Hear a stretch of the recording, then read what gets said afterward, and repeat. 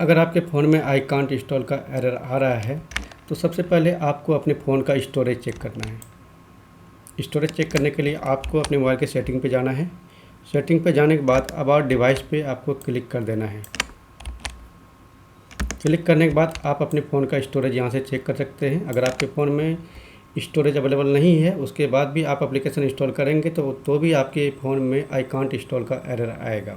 ठीक है, अगर आपके फ़ोन में स्टोरेज है फिर भी ये एरर आ रहा है तो इसको फिक्स करने के लिए आगे का प्रोसेस